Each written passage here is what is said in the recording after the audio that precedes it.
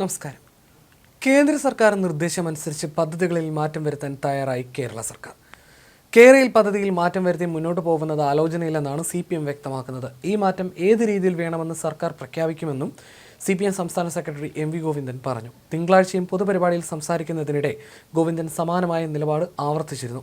പദ്ധതിക്ക് പുതിയ സമീപനം സ്വീകരിക്കേണ്ടി വരുമെന്നും കേന്ദ്ര അംഗീകാരം ലഭിക്കാത്ത സാഹചര്യത്തിലാണ് മാറ്റം ആവശ്യമായിരിക്കുന്നതെന്നും MV ഗോവിന്ദൻ വ്യക്തമാക്കി.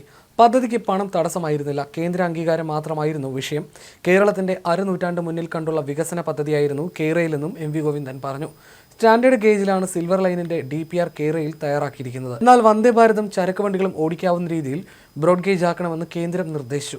ഇത് അംഗീകരിച്ചാൽ അതിവേഗ യാത്രയ്ക്കായി പ്രത്യേക പാത എന്ന ലക്ഷ്യം സാധൂകരിക്കപ്പെടില്ലെന്നായിരുന്നു കേരളത്തിന്റെ നിലപാട്. എന്നാൽ നിലവിൽ കേരളം ഈ നിലപാട് പുനഃപരിശോധിക്കുന്നുവെന്നാണ് MV ഗോവിന്ദൻ അടക്കമുള്ളവരുടെ പ്രതികരണങ്ങൾ വ്യക്തമാക്കുന്നത്.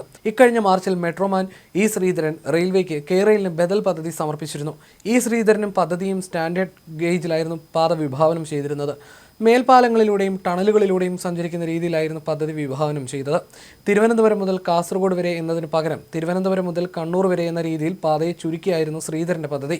ഇത് മുഖ്യമന്ത്രിയുമായി ചർച്ച നടത്തിയെന്നും അദ്ദേഹത്തിന് ഇഷ്ടമായെന്നും ശ്രീധരൻ അന്ന് വ്യക്തമാക്കിയിരുന്നു.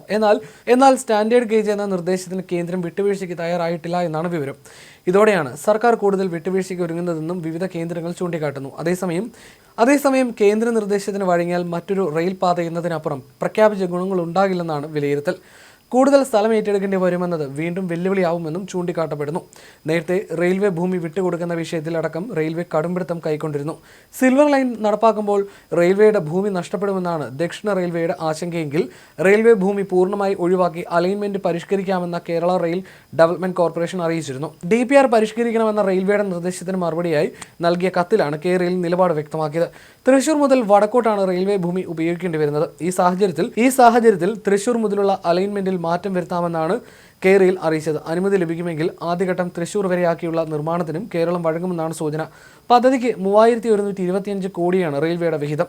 റെയിൽവേയുടെ 185 ഹെക്ടർ സ്ഥലം പദ്ധതിക്ക് വേണ്ടി വരുന്നതിനാൽ ആ ഇനത്തിൽ 975 കോടി രൂപ കണക്കാക്കിയിട്ടുണ്ട്. ശേഷിച്ച 2750 കോടി റെയിൽവേ നൽകണം. തിരുവനന്തപുരം മുതൽ മംഗളൂരു വരെ 3ഉം 4ഉം ലൈനുകൾ റെയിൽവേ നിർമ്മിച്ചാൽ അതിന്റെ തുക കേന്ദ്രം ചെലവിടേണ്ടി വരുമെന്നും സിൽവർ ലൈൻ പദ്ധതിയാണെങ്കിൽ കേന്ദ്ര സർക്കാരിന് ചെലവ് കുറവാണെന്നും കത്തിൽ ചൂണ്ടിക്കാട്ടുന്നു. PPP മാതൃകയിലുള്ള സംസ്ഥാന സർക്കാർ ഫണ്ട് കണ്ടെത്തുന്ന പദ്ധതിക്ക് കേന്ദ്ര സർക്കാർ മുടക്കേണ്ടി വരിക ചെറിയ തുക മാത്രമാണെന്നാണ് കേരളത്തിന്റെ വാദം.